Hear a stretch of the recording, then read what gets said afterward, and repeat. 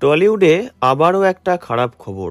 গাড়ি চালিয়ে যাওয়ার সময় দুর্ঘটনার সম্মুখীন অভিনেতা অনির্বাণ চক্রবর্তী।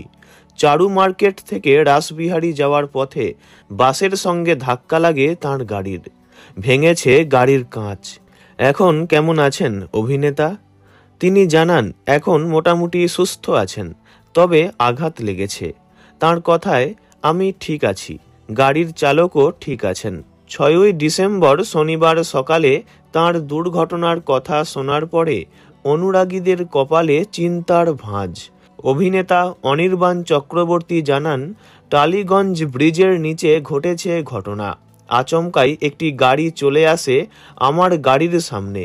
তাকে বাঁচাতে গিয়েই এই কাণ্ড। বাসের সঙ্গে ধাক্কা লাগে। বাসের চালক খুবই উদ্ধত আচরণ করেছেন আমার সঙ্গে। চালকের দাবি, তিনি সময় মতো ব্রেক না কষলে আরও বড় দুর্ঘটনা ঘটতে পারত। দোষটা সম্পূর্ণ আমার ঘাড়েই দিয়েছেন সেই চালক। বাস চালক পালিয়ে যাওয়ার চেষ্টা করছিলেন, আমি বাধা দিই। অভিনেতা জানান, প্রথমে টালিগঞ্জ থানা ও তারপরে চারু মার্কেট থানায় ঘটনা জানিয়ে অভিযোগ করেন তিনি। প্রশাসন যথেষ্ট সহযোগিতা করছে। একটি অনুষ্ঠানে যাওয়ার পথেই এই দুর্ঘটনাটি ঘটে। গাড়ির সামনের অংশটা অনেকটা ক্ষতিগ্রস্ত হয়েছে।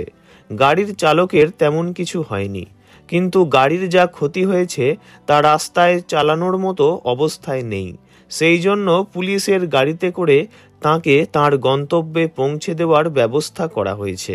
পুলিশ জানিয়েছে, অভিযোগ পেয়েছেন তাঁরা, ঘটনার তদন্ত করা হচ্ছে। ভিডিওটি এইটুকুই।